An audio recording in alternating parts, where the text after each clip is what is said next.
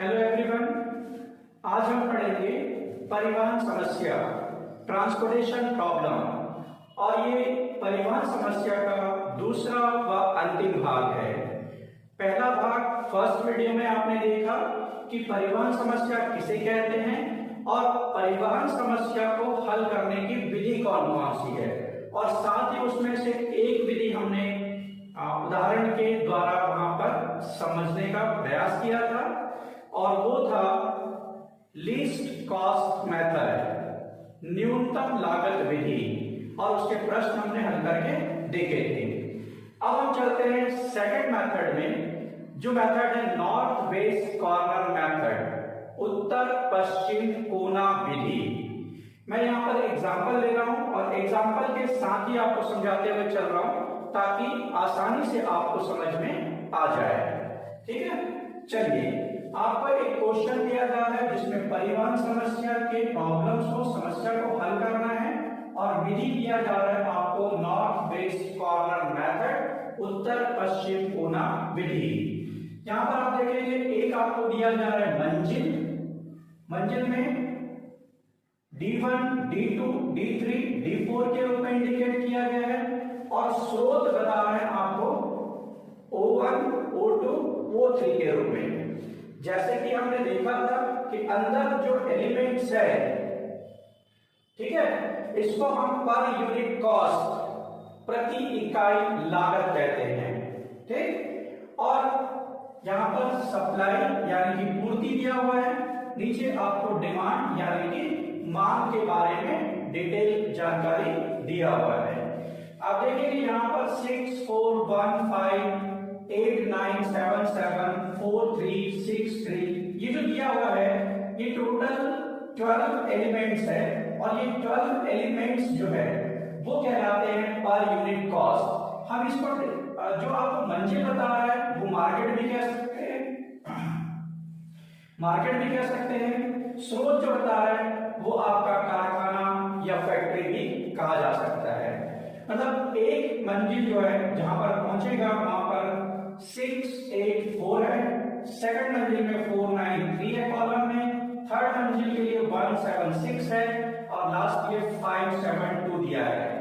Demand पहले वाले के 6 यूनिट, 10 यूनिट, 15 यूनिट और 4 यूनिट है, जबकि सप्लाई पहले वाले जो स्रोत है उसमें से बता रहा है 14 यूनिट, दूसरे वाले से 16 यूनिट और तीसरे वाले से 5 यूनिट। टोटल 35 यूनिट का डिमांड है और 35 यूनिट का ही यहां पर सप्लाई है। मेथड कौन सा यूज करना है? तो नॉर्थ वेस्ट कॉर्नर मेथड।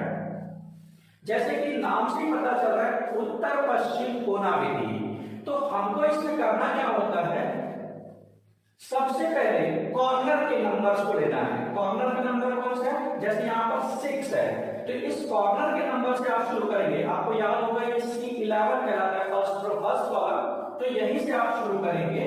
ठीक है, तो C11 इज इक्वल टू आपके पास आ रहा है 6 आ गया आपके पास। अब इसी रो में अगर हम चले आगे तो हमारे पास क्या आ रहा है, यहां पर 14 सप्लाई है, 14 यूनिट की सप्लाई है इस कॉस्ट पे, और 6 यूनिट की डिमांड है। आप लिखेंगे demand is equal to 6 unit and supply is equal to 14 units. ठीक है, क्लियर हो रहा है? हमने 6 को लिया क्योंकि कॉर्नर के नंबर्स को लेना है, कॉर्नर मेथड हम यूज कर रहे हैं, नॉर्थ वेस्ट कॉर्नर मेथड। ये कॉर्नर के नंबर, यहां से हम चलते हैं इसके सीधे में, सप्लाई देखेंगे 14 यूनिट्स है वो हमने लिखा, इनके कॉलम में सीधे आते हैं तो यहां पर 6 यूनिट का डिमांड है, तो 6 यूनिट और 14 यूनिट। ठीक, अब जो भी कम होगा इन दोनों में, देखो डिमांड 6 यूनिट की है और सप्लाई 14 यूनिट की, तो डिमांड में पूरा किया जाएगा, जितनी मांग है उसको हम पूरा कर देंगे। तो 6 यूनिट की मांग को हम पूरा कर दें तो हमारे पास यूनिट्स की डिमांड हो जाएगी, क्या होगा 0। यहां पर 6 यूनिट माइनस करेंगे तो बच जाएगा 8 यूनिट्स, 8 बचेंगे। तो अब क्या होगा, जिस तरफ का वैल्यू चाहे वो कॉलम में हो चाहे वो रो में हो, जो 0 होगा उसमें आप आगे जीरो करते जाएंगे, डैश करते जाएंगे और इसी तरह के टेबल और बनाएंगे हम। तो फिर से हम टेबल बनाते हैं जिसमें ये सारे एलिमेंट्स फिर से आएंगे, आपके डिमांड्स कम हो जाएंगे, सप्लाई कम हो जाएगा क्योंकि कुछ डिमांड्स हम पूरा कर चुके हैं। चलिए एक दिया हुआ मंजिल, मैं हिंदी में लिख देता हूं, आप समझ में आएगा। स्रोत यह आ गया D1, D2, D3, D4। यहां पर सप्लाई है, यहां पर डिमांड है, O1, O2, O3।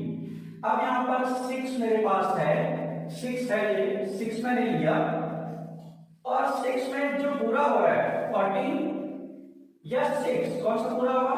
6 कंप्लीट हुआ, 6 वाला 0 हुआ, तो पावर में 6 लिख दीजिए। नीचे के नंबर्स 0 हो रहा है, हटा दीजिए आप। बाकी नंबर वैसे ही कंटिन्यू करेंगे, 4 है, 1 है, 5 है, यहां पर बचा 8। फिर आ जाएगा 9, 3, यहां पर एलिमेंट्स है 7, 6 और फिर 7, 2। यहां पर रिमेनिंग है 16 यूनिट, 5 यूनिट। यहां पर आ जाएगा 10, 15, 4, टोटल 29। आप यहां से भी टोटल लगा के देखिए, 10 plus 15 plus 4 is equal to 29। यहां से भी टोटल लगा के देखेंगे, 8 plus 16 plus 5 is equal to 29। Both side equal होगा, संतुलित परिवहन समस्या हम हल कर रहे हैं। अब आते हैं नेक्स्ट में। अब इस कॉर्नर का पहला नंबर हमने लिया, अब दूसरा कॉर्नर आप इसी में कंटिन्यूएशन में चलते चलेंगे तब तक खत्म नहीं हो जाता या जीरो नहीं हो जाता। तो नेक्स्ट नंबर क्या है? 4, जो आपके पास कहां पर आ रहा है? C12 is equal to 4। C12 की वैल्यू 4 आ गया। अब यहां पर आते हैं डिमांड और सप्लाई देखते हैं। ये तो डिमांड आपके पास आ गया, demand is equal to 10 unit, 10 इकाई है, and supply is equal to 8 units. ठीक है, 10 यूनिट आपके पास डिमांड, 8 यूनिट की सप्लाई। तो 8 यूनिट को हम पूरा कर सकते हैं, तो हम माइनस करेंगे 8, तो ये हो गया 0। यहां -8 करते तो बच जाएगा 2। ठीक है, तो अब क्या होगा?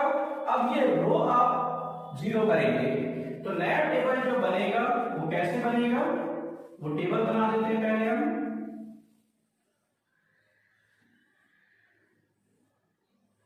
थोड़ा मैं शॉर्टकट में लिख रहा हूं इसको। ये D1, D2, D3, D4 supply, demand जो पहले दिया हुआ था, O1, O2, O3 ये आपके पास है। 6 का पावर 6 हमने लिखा है, नीचे डैश डैश है, ये देखिए यहाँ पे, उसको हमने कॉपी किया। अब चूंकि 4 हमने लिया था और हमने यहाँ पर माइनस क्या किया? 8, तो पावर 8 आ जाएगा। और अब पहला रो जो है वो 0 हो गया, तो वहां पे आप 0 शो करेंगे। आपके पास बचा क्या? 9, 3, 7, 6 एंड 7, 2। ये 6 एलिमेंट आपके पास रिमेनिंग है। आपके पास 16 और 5 का सप्लाई, टोटल 21 यूनिट्स, और डिमांड में आप देखेंगे 2 plus 15 plus 4 is equal to 21। तो ये हमारे पास एक नया टेबल नए फॉर्म में आ गया। अब हम फिर चलेंगे, तो नेक्स्ट नंबर मेरा क्या है? D3 में आऊंगा, 0 है, आगे चले जाऊंगा क्योंकि यहाँ नंबर नहीं है। D4 में आऊंगा, यहां भी 0 है। नेक्स्ट में आता हूं सेकंड रो, फर्स्ट कॉलम में ये भी 0 है, तो मैं नेक्स्ट नंबर लूंगा C22 यानी कि 9 को। हम लेफ्ट साइड से कॉर्नर के नंबर को लेते हुए चलेंगे। फर्स्ट रो में पहले देखेंगे, फिर सेकंड रो में आएंगे, फिर थर्ड रो में आएंगे, जो नंबर मिलेगा उसको देखेंगे। तो ये कहलाएगा आपका नॉर्थ वेस्ट कॉर्नर मेथड। चलिए आगे चलते हैं। 9 हमने लिया, 9 ही आ गया। अब इसमें मेरे पास सप्लाई और डिमांड क्या है वो देखते हैं।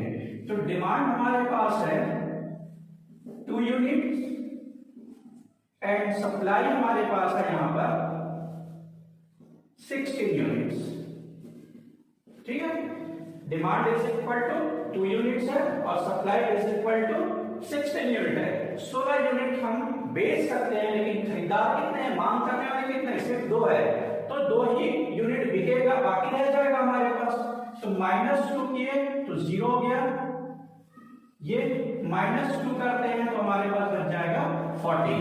तो अब एक टेबल फिर से बनाते हैं, इसको लेते हुए बहुत ही सिंपल है, थोड़ा सा ध्यान देंगे, बनने लगेगा D1 D2 D3 D4 supply इस तरफ है, यहां पर O1 O2 O3 डिमांड, ठीक है। चलिए 6 का पावर 6, 4 का पावर 8 डैश डैश डैश पहले ही था, ये भी डैश हो गया है। अब यहां पर हम 0 किसमें ला रहे हैं, सेकंड कॉलम में, तो 9 को हम लिखेंगे, यहां पर जिसकी वैल्यू कम है वो यानी कि 2 आ जाएगा, 3 0 हो जाएगा, ये 0 हो गया, यहां भी 0 हो गया। अब बचा क्या, तो 7 7 सेकंड रो में, 6 2 थर्ड रो में।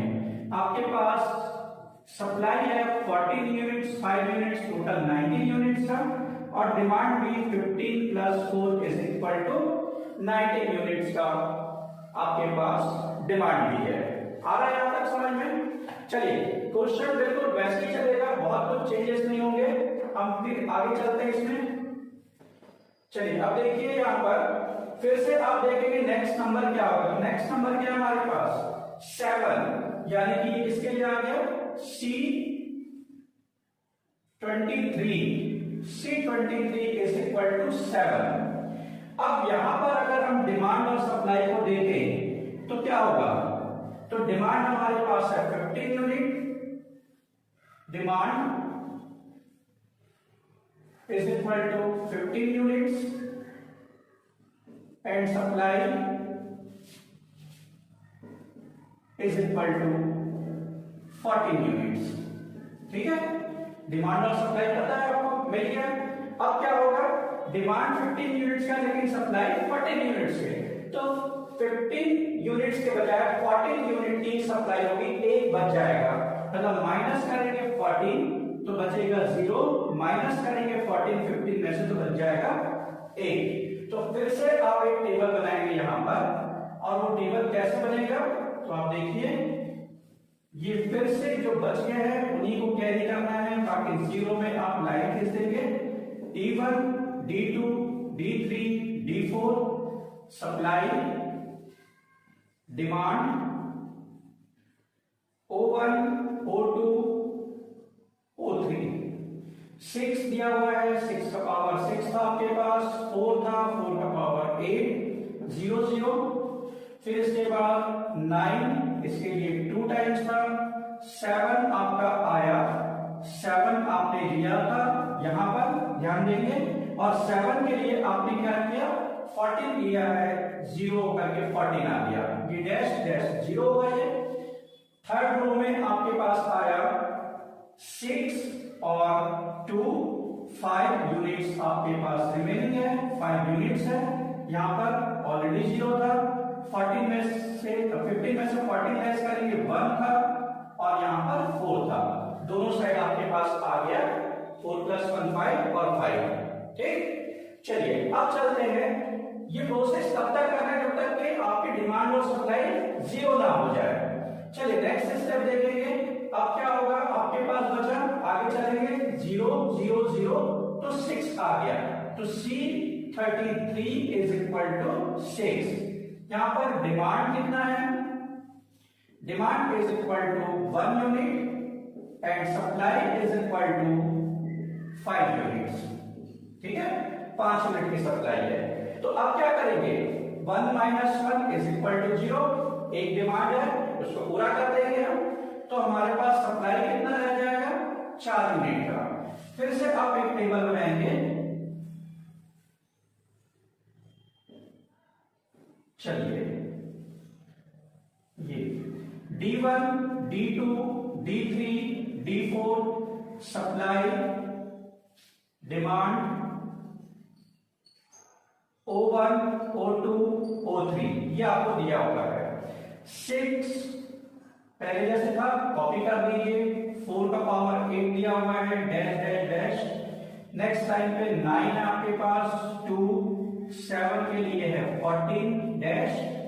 नेक्स्ट है 6 और 6 को हमने लिया 1 से मल्टीप्लाई होगा, बच गया 2, यहां बचा 4 4 4, बाकी सारे 0 हो गए। ठीक है, आप इसको नोट कर लीजिए। नेक्स्ट नंबर के लिए मैं इसको हटा रहा हूं।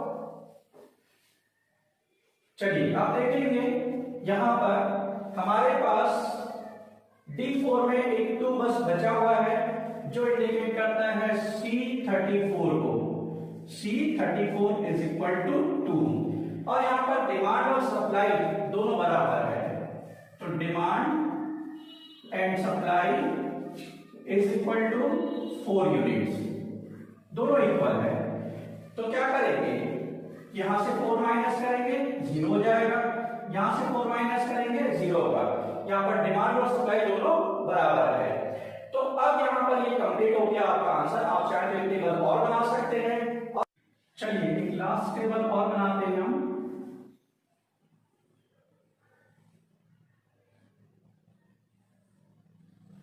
यहां पर आकर के डिमांड और सप्लाई दोनों बराबर हो गया, D1 D2 D3 D4, यहां पर दिया हुआ था सप्लाई, यहां दिया है डिमांड, और O1 O2 O3 आपके पास है 6 4 डैश, यहां पर कुछ नहीं है। नेक्स्ट वाले में देखेंगे 9 का पावर 2 दिया हुआ है, 7 के लिए 14 नील, थर्ड रो में 6 का पावर 1 और 2 के लिए आपने अभी लिया 4 यूनिट्स। सारे डिमांड सप्लाई 0 है। अब जो हमने राउंड किया है और नंबर्स लिखे उसका मल्टीप्लाई करना है, मतलब हमारे पास आ गया 6 into 6 plus 4 into 8 plus 9 into 2 plus 7 into 14 plus 6 into 1 plus 2 into 4, plus कर दीजिए 6 into 6 36, 4 into 8 32 plus 9 into 2 18 plus 7 into 14 98 plus 6 into 1 6 plus 2 into 4 8। ठीक है, सारे नंबर्स को प्लस कर दीजिए, इनका टोटल करेंगे 36 plus 32 plus 18 plus 98 plus 6 plus 8 is equal to 198। ये आंसर हो गया आपका। ठीक है, तो यहां पर आप देखेंगे परिवार समस्या में हमने 2 मेथड अभी तक समझा है, एक है लिस्ट कॉस्ट मेथड और दूसरा है नॉर्थ वेस्ट कॉर्नर मेथड। दोनों मेथड लगभग एक तरह से ही सॉल्व होता है। लिस्ट कॉस्ट मेथड में हम जो मिनिमम नंबर्स होते हैं, जो पर यूनिट कॉस्ट है, वो कम से कम लागत को पहले लिया जाता है, जबकि नॉर्थ वेस्ट कॉर्नर मेथड में कॉर्नर के नंबर को पहले लिया जाता है। नॉर्थ और वेस्ट का कॉर्नर नंबर जो होता है उसको पहले लेते हैं। तो आपको ये समझ में आया होगा। चलिए अब देखते हैं तीसरा व अंतिम विधि, ओगिल अप्रोक्सीमेशन मेथड, ओगिल सन्निकटन विधि। ओगिल सन्निकटन विधि क्या है पहले हम समझ लेते हैं, उसके बाद इस एग्जांपल को सॉल्व करेंगे। सबसे पहले आपको पेनाल्टी कैलकुलेट करना होगा। एक नया चीज है इसमें, एक कॉलम आपका सप्लाई के बाजू में और डिमांड के बाजू में बनेगा, जिसको हम पेनाल्टी नाम देंगे, और पेनाल्टी आपको कैलकुलेट करना होगा। प्रत्येक रो और प्रत्येक कॉलम, मतलब पंक्ति और स्तंभ दोनों का पेनाल्टी आपको यहाँ पर कैलकुलेट करना होगा। और पेनाल्टी कैसे कैलकुलेट करेंगे, तो उसके लिए नियम ये है कि सबसे पहले रो का या कॉलम का जिसको भी आप ले रहे हैं उसमें फर्स्ट मिनिमम वैल्यू देखेंगे, सबसे छोटी संख्या पहले देखेंगे, फिर सेकंड मिनिमम वैल्यू, दूसरा उससे छोटी संख्या कौन है, और दोनों संख्याओं का, दोनों संख्या जो छोटी संख्या हम ले रहे हैं उसका अंतर की राशि को हम पेनाल्टी कहेंगे। फॉर एग्जांपल यहां पर देखेंगे मेरे पास ये रो है, अब इस रो का मुझे पेनाल्टी कैलकुलेट करना है, तो फर्स्ट छोटी संख्या कौन सी है, minimum value 1, second minimum value क्या है 2, तो 1 और 2 का difference 2 minus 1 is equal to 1, तो इस रो का जो पेनाल्टी आएगा वो 1 होगा। ठीक है, अगर मैं इस कॉलम में देखूं तो छोटी संख्या 2 और इस संख्या के बाद दूसरा नंबर का जो छोटी संख्या वो कौन सी है 7, तो इन दोनों का अंतर जो आएगा वो 5, वो कहलाएगा पेनाल्टी। तो इस तरह से हम पेनाल्टी कैलकुलेट करेंगे रो और कॉलम्स में दोनों साइड से। फिर हम पेनाल्टी कैलकुलेट करने के बाद ये देखेंगे कि ये जो पेनाल्टी हमने कैलकुलेट किया है इसमें अधिकतम अंक वाले या मैक्सिमम वैल्यू वाले पेनाल्टी कौन सा है। जो पेनाल्टी सबसे ज्यादा होगा उसको हम लेंगे, वो आपके कॉलम में भी आ सकता है, रो में भी आ सकता है।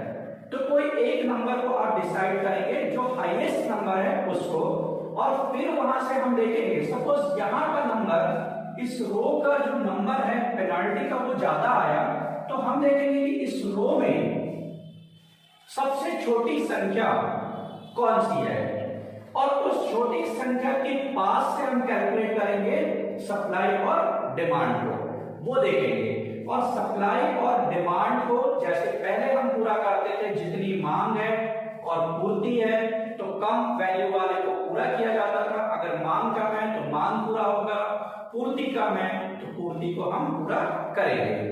तो वो पूरा करने के बाद जो आंसर आएगा वो आंसर आपको लेते हुए चलना है, और यह प्रक्रिया तब तक आपको अपनानी है जब तक कि आपके डिमांड और सप्लाई का टोटल जो है वो बराबर ना हो जाए। क्लियर? चलिए सॉल्व करके देखते हैं। अब सॉल्व करेंगे तो इसमें एक नया चीज आ रहा है आपके पास, वो है पेनाल्टी कैलकुलेट करना। ठीक है, और पेनाल्टी के लिए आपको एक एक्स्ट्रा कॉलम जोड़ना पड़ेगा दोनों साइड। चलिए अब चलते हैं, इसी नंबर को लेके चलेंगे हम जो क्वेश्चन में दिया हुआ है। ठीक, चलिए अब यहां पर दिया है M1 market 1, market 2, market 3, market 4, supply दिया हुआ है, और यहां पर आ जाएगा पेनाल्टी। यहां पर होगा डिमांड और ये होगा पेनाल्टी। यहां पर warehouse 1, warehouse 2, warehouse 3। Question एक बार समझ लीजिए, ओगिल अप्रोक्सीमेशन मेथड से सॉल्व करना था। यहां पर आपको मार्केट दिया हुआ है, 4 मार्केट है, यहां पर आपको 3 वेयर हाउस दिया है या कारखाने दिया है जहां से माल सप्लाई किया जाएगा। ये पर यूनिट कॉस्ट है, पता है आपको। ये यहाँ पर सप्लाई दिया हुआ है, ये डिमांड्स है, ये सारी चीजें वैसी है जैसे पहले क्वेश्चन में आपने सॉल्व किया था। हम इसी को कॉपी करना फिलहाल 2 2 2 1 3 supply, 10 units, 8 units, 5 unit, 4 unit, 7 supply, 7 6 6 8 5 total 50। यहाँ पर 4 3 4 4 ये आपको दिया हुआ क्वेश्चन में। चलिए पेनाल्टी कैलकुलेट करते हैं। इसमें पेनाल्टी ध्यान देना है आपको। यहाँ पर सबसे छोटी संख्या इस रो में 1 है और इसके बाद छोटी संख्या 2 है, तो दोनों का डिफरेंस कितना आया 1। फिर से देखेंगे, सेकंड रो में आपके पास छोटी संख्या है 4 और उसके बाद अगर मैं 4 को हटा तो कर ले लिया, अब ये 3 संख्या में छोटी संख्या कौन सी है 5, तो 4 और 5 का अंतर जो है वो कहलाएगा आपका पेनाल्टी। यहां पर देखेंगे 6 और 6 छोटी संख्या दोनों क्या है 6 में -6 करेंगे तो कितना होगा पेनाल्टी 0 होगा पेनाल्टी आपके पास। ठीक है, अब इसमें आते हैं कॉलम में। ध्यान रखें कि डिमांड्स को नहीं लेना है, सप्लाई को नहीं लेना है पेनाल्टी कैलकुलेट करते समय। तो 2 और 7 डिफरेंस हुआ 5, यहां पर 2 और 6 है छोटी संख्या, डिफरेंस हुआ 4, यहां पर 2 और 5 है 3, यहां पर 3, ये हो गया आपके पास। ठीक, तो पेनाल्टी हमने क्या कैलकुलेट किया, रो में आया 1 1 0 और कॉलम में आया 5 4 3 3। सिर्फ ये ध्यान रखना है जब आप इसको कैलकुलेट करेंगे तो डिमांड और सप्लाई के नंबर को या अमाउंट को या यूनिट कह सकते हैं, आप यूनिट के रूप में शो करते हैं, इसको आप इन्वॉल्व नहीं करेंगे। जो अंदर एलिमेंट्स दिए हुए हैं सिर्फ उन्हीं एलिमेंट्स को लेकर के आपको पेनाल्टी कैलकुलेट करना है। अब यहां पर मैक्सिमम पेनाल्टी कितना है, 5 है। चलिए हम चलते हैं फर्स्ट स्टेप में। Maximum penalty is equal to 5 units. 5 आ गया आपके पास, ये है। अब देखिए 1 1 0 5 4 3 3, तो सबसे बड़ी संख्या कौन सी है, 5 है, तो हमने 5 को लिया। अब 5 के पास हम देखेंगे, फिर ध्यान देंगे यहाँ पे 5 के पास आपके पास ये कॉलम में आ रहा है, तो ये कॉलम में ये 3 नंबर है आपके पास 2 10 7। तो ये कॉलम में जो 3 नंबर है इसमें से सबसे छोटी संख्या आप देखेंगे यहां पर minimum value, minimum value, minimum value क्या है 2, और 2 कहां पर है, C11 के पास, तो C11 इज इक्वल टू 2। एक बार फिर से देखिए, पेनाल्टी हमने कैलकुलेट किया, मैक्सिमम पेनाल्टी की वैल्यू को हमने लिखा, मैक्सिमम वैल्यू वाले पेनाल्टी के पास मिनिमम वैल्यू वाले यूनिट्स को देखना है आपको, पर यूनिट कॉस्ट को, ठीक है। तो पर यूनिट कॉस्ट हमने देखा 2, ये 2 लिया हमने। अब यहां से हम चलेंगे, आपके पास डिमांड कितनी है और आपके पास सप्लाई कितनी है। तो डिमांड है मेरे पास 4 unit, demand 4 units, demand is equal to 4 units and supply is equal to कितना है 3 यूनिट्स। हम पुराने वाले मेथड में आ गए थे, सिर्फ पेनाल्टी निकालते समय देखना है, मतलब मुझे मिनिमम वैल्यू डिसाइड करने के लिए पेनाल्टी पे ध्यान देना है, ठीक। तो पेनाल्टी पे मैंने ध्यान दिया, 2 आया, सॉरी 5 आया, 5 वाले में मिनिमम वैल्यू देखा हमने, 2 आया। यहां पर आपके demand 4 unit, supply 3 units, clear हो गया। अब जो कम है वैल्यू वो आप लेंगे, तो यहां पर आंसर के रूप में आप लिख सकते हैं क्या, एक मिनिमम वैल्यू 2 इनटू दूसरा आ जाएगा आपके पास whichever is less, जो दोनों में कम हो 3, ये आंसर है आपके पास। तो मैं यहां से 3 माइनस करूंगा तो मेरा सप्लाई क्या होगा, 0 हो जाएगा। सप्लाई यहां पे क्या होगा, 0 हो जाएगा। और यहां पर कितना बच जाएगा, डिमांड 1 यूनिट, -1 करेंगे तो 1 यूनिट बचेगा। तो चलिए टेबल फिर से बनाते हैं, नया सारणी, और इसमें भी आपको डिमांड और सप्लाई कैलकुलेट करना है।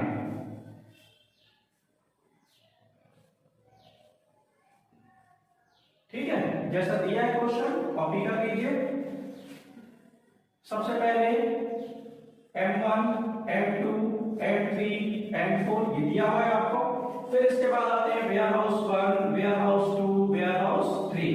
यहां पर आपके पास नंबर था 2। अब चूंकि ये 0 हो रहा है तो आप इसको घटा सकते हैं, आप इसको कम कर सकते हैं, ठीक है। तो कम करेंगे तो क्या होगा, यहां पर डैश कर दीजिए, 0 है सप्लाई, ये हो गया पेनल्टी, यहां पर होगा डिमांड, यहां पर होगा पेनल्टी, ठीक है। 2 आगे 0 है, पेनल्टी लेने की जरूरत ही नहीं है।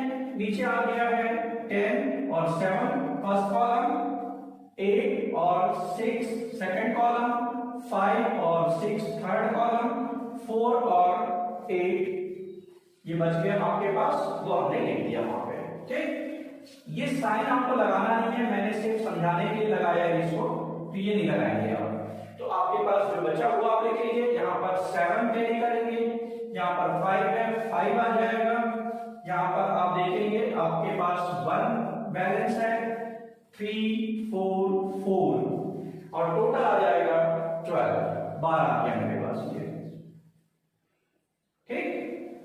आ रहा है यहां तक समझ में। चलिए आगे चलते हैं। अब मेरे पास जो नंबर्स है ये नंबर हम ले लेंगे क्योंकि हम यूज कर चुके हैं। फिर आगे आते हैं, अब मेरे पास फिर से पेनाल्टी कैलकुलेट करना है, मैं कॉलम में कैलकुलेट करूंगा पेनाल्टी, तो दोनों का डिफरेंस कितना आएगा 3, इन दोनों का डिफरेंस 2, इन दोनों का डिफरेंस 1, ये दोनों 8 और 4 का डिफरेंस 4।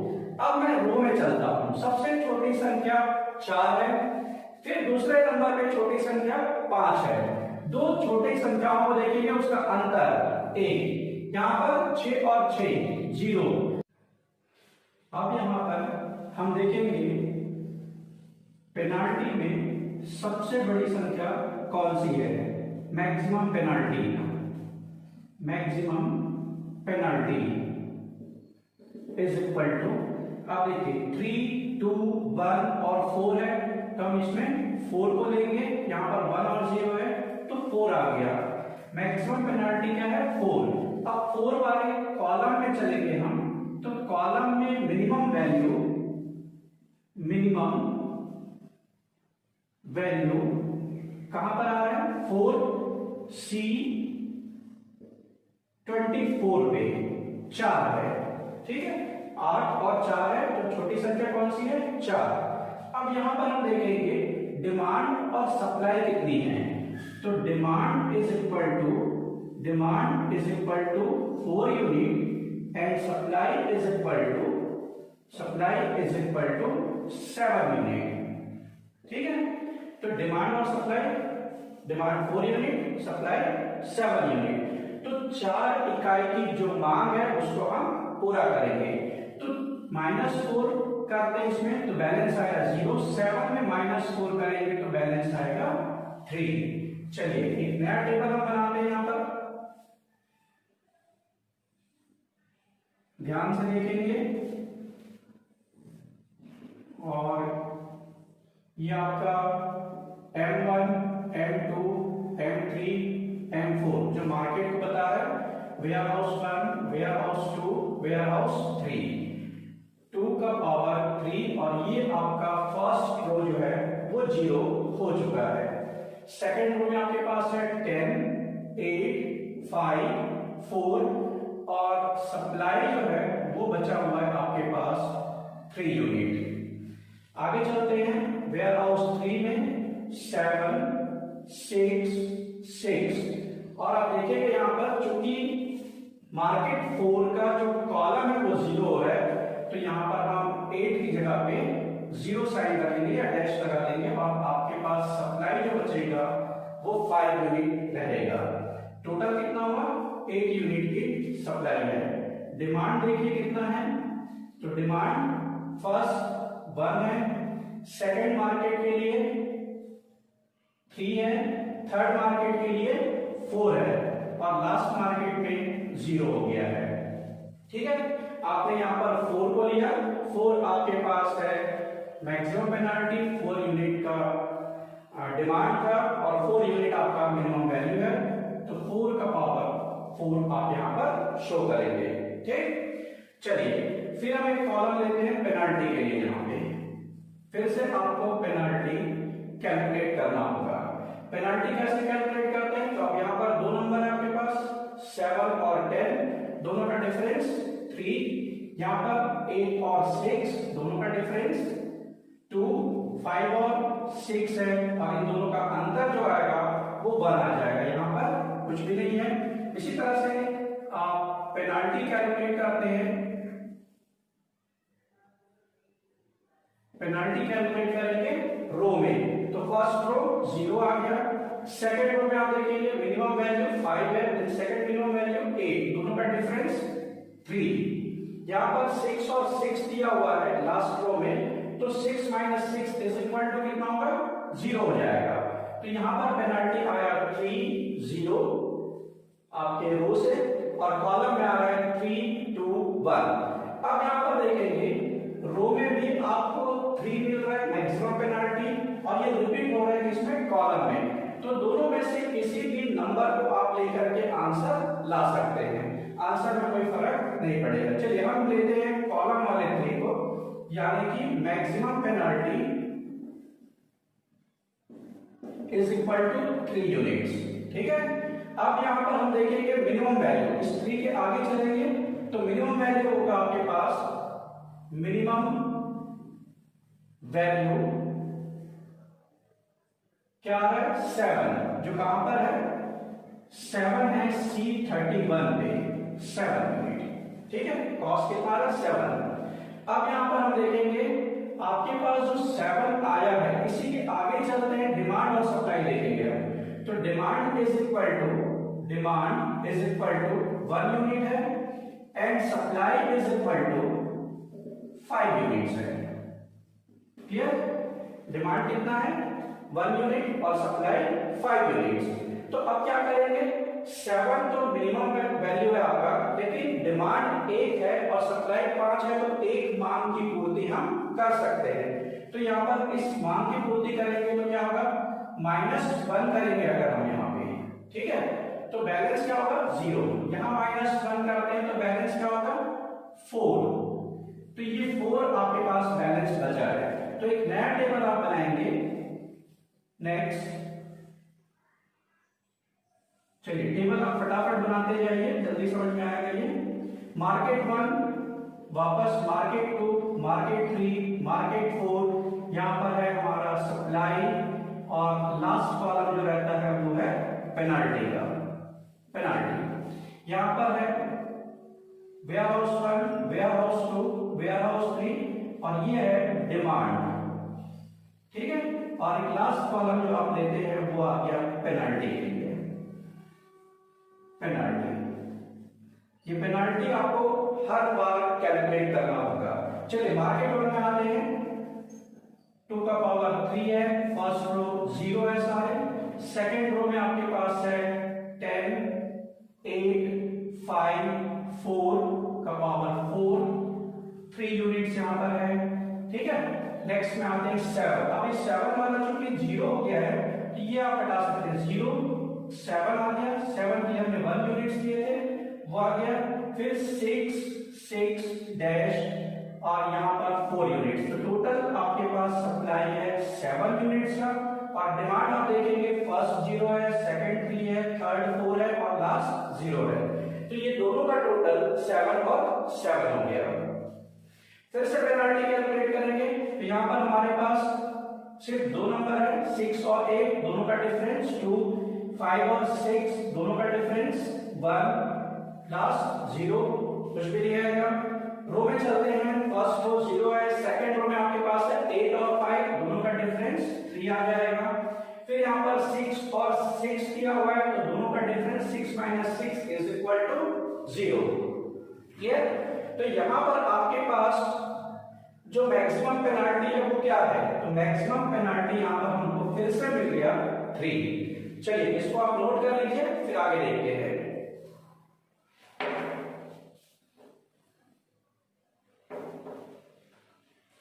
मैक्सिमम पेनाल्टी है 3, लिख लीजिए उसको अलग से। मैक्सिमम पेनाल्टी 3, और ये चूंकि रो में आ रहा है, रो में आप देखेंगे आपके पास W2 वेयर हाउस 2 से आ रहा है। अब यहाँ पर हम देखेंगे कि हमारा मिनिमम वैल्यू जो कॉस्ट है वो क्या है, तो 5 आ रहा है हमारे पास। तो यहाँ पर मिनिमम वैल्यू जो लिखेंगे वो होगा C23 इज इक्वल टू 5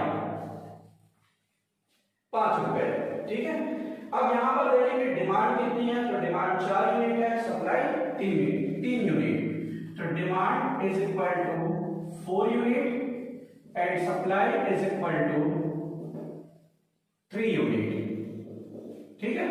तो फिर से क्या करेंगे, 3 यूनिट की जो सप्लाई है उतना ही डिमांड पूरा होगा, तो डिमांड कितना बच जाएगा, यहां से 3 माइनस करेंगे ये 0 हो जाएगा, यहां से 3 माइनस करेंगे यहां पर 1 बैलेंस आ जाएगा। नेक्स्ट टेबल पे चलते हैं। जो रिमेनिंग नंबर्स है उस नंबर को लेकर के हम एक टेबल और बनाएंगे, और इसमें आ जाएगा आपका मार्केट 1, मार्केट 2, मार्केट 3, मार्केट 4, यहाँ पर होगा सप्लाई, और नेक्स्ट कॉलम होगा पेनाल्टी का। पेनाल्टी यहाँ पर होगा warehouse 1, warehouse 2, warehouse 3। देखेंगे लास्ट जो हमारा टेबल था उसमें नंबर दिया हुआ है 2:3 फर्स्ट रो में, बाकी सारे 0 है नंबर। सेकंड रो में आते हैं 0, नेक्स्ट भी 0 हो जाएगा क्योंकि ये रो का जो सप्लाई है वो 0 हो गया है, तो 5:3 नील हो गया सारा नंबर यहाँ पर भी। नेक्स्ट आएंगे 7:1, 7 के घात 1, फिर आगे दिया है 6 नील, और लास्ट में आपका सप्लाई रिमेनिंग है 4 यूनिट, 4 इकाई बचा हुआ है। डिमांड हम देखेंगे कितना है, तो डिमांड फर्स्ट 0 हो चुका है, सेकंड वाले में डिमांड है 3 यूनिट, मार्केट 2 में, मार्केट 3 में 1, मार्केट 4 नील। अब देखेंगे डिमांड भी 4 यूनिट रिमेनिंग है और सप्लाई भी 4 यूनिट रिमेनिंग है। ठीक है, अब फिर से हम पेनाल्टी कैलकुलेट करेंगे इस टेबल में। तो पेनाल्टी कैसे निकालते हैं पता है आपको, फर्स्ट कॉलम 0 हो चुका है, सेकंड कॉलम में 6 है, सिंगल नंबर है, तो नेक्स्ट नंबर क्या लेंगे 0, तो 6 माइनस 0 इज इक्वल टू 6 आ जाएगा। थर्ड कॉलम में भी सिंगल नंबर 6 है, तो यहां पर भी 6 होगा पेनाल्टी। लास्ट कॉलम नील। रो में चलते हैं, फर्स्ट रो नील है, सेकंड रो नील है, थर्ड रो में चलेंगे तो 6 और 6 सिर्फ 2 नंबर दिया हुआ है, तो 6 में से 6 माइनस करेंगे तो बैलेंस क्या आएगा 0। तो यहां पर थर्ड रो का जो पेनाल्टी होगा वो 0 आ गया। अब आप देखेंगे आपके पास मैक्सिमम पेनाल्टी लेने के लिए 2 नंबर है और दोनों नंबर 6 है, तो किसी भी एक संख्या को आप ले सकते हैं। तो यहां पर मैक्सिमम पेनाल्टी हम लेते हैं 6 को, ठीक है। और जहां पर आपका मिनिमम वैल्यू 6 ही आ रहा है जो है C32 पे, ठीक है। डिमांड इसमें चलेंगे तो डिमांड और सप्लाई देखेंगे हम, तो डिमांड दिया हुआ है, demand is equal to 3 units and supply is equal to 4 units, ठीक। तो 3 इकाई की मांग है, पूर्ति 4 इकाई है, तो 3 इकाई को हम पूरा करेंगे तो हमारे पास बैलेंस जो बचेगा वो डिमांड नील हो जाएगा और सप्लाई हमारे पास 1 यूनिट एक्स्ट्रा होगा, तो ये बैलेंस बचेगा, ठीक है। चलिए नेक्स्ट वाला नंबर टेबल हम देखते हैं। बचे हुए नंबर्स को लेकर के टेबल और बनाते हैं और ये लास्ट टेबल है आपके लिए। चलिए यहां पर M1, M2, M3, M4 जो दिया हुआ है वो रहेगा। आगे आपके पास है warehouse 1, warehouse 2, warehouse 3, warehouse 1, warehouse 2, warehouse 3। First row copy कर लीजिए जैसा दिया हुआ है। चलिए सेकंड रो कॉपी कर लीजिए, 5⁻³ एंड 4⁻4 बाकी नील है। थर्ड रो में आते हैं 7 का पावर 1 दिया हुआ है और यहाँ पर 6 जो हमने लिया था उसमें आपका कॉलम जो है वो 0 हो गया है, 3 - 3 0, और 1 यूनिट बचा हुआ है आपका सप्लाई, ठीक है। तो ये 6 का पावर 3 आ जाएगा। यहाँ पर 6-1 सप्लाई है और डिमांड आप देखेंगे, डिमांड डैश नील नील नील, और ये थर्ड में आपका 1 बचा हुआ है, फिर नील है, यानी कि टोटल मांग और पूर्ति जो है वो 1-1 यूनिट रिमेनिंग है। आगे चलते हैं, यहाँ पर फिर से हम पेनाल्टी कैलकुलेट करेंगे। पेनाल्टी चलिए यहाँ पर फर्स्ट कॉलम सेकंड कॉलम में 0 है, थर्ड कॉलम में एक सिंगल नंबर है 6, तो मैंने बताया था अगर सिंगल नंबर है तो सेकंड नंबर आपको 0 लेना है, तो डिफरेंस आ जाएगा 6 - 0 = 6, ठीक है। पेनाल्टी हुआ 6। रो में भी चलेंगे तो एक सिंगल नंबर है 6, तो यहाँ पर भी पेनाल्टी 6 आ जाएगा। तो आप देखते हैं मैक्सिमम पेनाल्टी जो आपके पास आ रहा है वो है 6, और ये कहां पर है, तो इसका जो वैल्यू है मिनिमम वैल्यू, चूंकि एक ही नंबर है आपके पास तो मिनिमम वैल्यू यही माना जाएगा, और यह है C33 पे 6, जहां पर डिमांड एंड सप्लाई दोनों जो है वो है 1 यूनिट। तो यहाँ पर डिमांड और सप्लाई जो कि बराबर है तो ये 0 हो जाएगा। यहाँ पर 1 यूनिट की मांग की पूर्ति करेंगे तो यहाँ पर दोनों नंबर जो है वो 0 हो जाएगा, ठीक। चलिए अब आपके पास जो आंसर है उसको हम लेके चलते हैं। 2 × 3 ये पहला नंबर, प्लस सेकंड वाला लेंगे 5 × 3, नेक्स्ट आ जाएगा प्लस 4 × 4, नेक्स्ट होगा 7 इंटू 1 प्लस 7 इंटू 1, फिर आ गया प्लस 6 इंटू 3 और लास्ट होगा प्लस 6 इंटू 1। चलिए मल्टीप्लाई कर दीजिए, 2 into 3 6, 5 into 3 15, 4 into 4 16, 7 into 1 7, 6 into 3 18 और 6 इंटू 1 इज इक्वल टू 6 हो जाएगा। सारे नंबर को प्लस कर दीजिए, 6 plus 15 is equal to 21 plus आप करेंगे 16 37 प्लस 7 44 प्लस 6 50 प्लस 18 68। तो ये आंसर हुआ 68। ठीक है, तो यहां पर आपने देखा ओगी एप्रोक्सीमेशन मेथड जिसमें हमने एक क्वेश्चन सॉल्व किया जिसका आंसर आया 68। आप ध्यान रखेंगे यहां पर आकर के मैंने तीनों मेथड आपको समझा दिया, समझ में आया होगा। और कोई एक क्वेश्चन जिसको आप लेते हैं तीनों मेथड से हल कर सकते हैं, सॉल्व कर सकते हैं आप। पहला मेथड जैसे आपने देखा लीस्ट कॉस्ट मेथड, दूसरा मेथड है हमारा नॉर्थ वेस्ट कॉर्नर मेथड और तीसरा मेथड हमने देखा ओगी एप्रोक्सीमेशन मेथड। अगर एक ही क्वेश्चन को तीनों मेथड से सॉल्व करेंगे तो ये जो आंसर मिलेगा तीनों में अलग अलग मिलेगा। ठीक है, एक जैसे आंसर नहीं मिलेगा क्योंकि मेथड अलग है, मेथड में सॉल्व करने का तरीका अलग दिया है, इसलिए इस चैप्टर में आपका जो आंसर होगा वो अलग अलग आएगा। ठीक, तो आज के लिए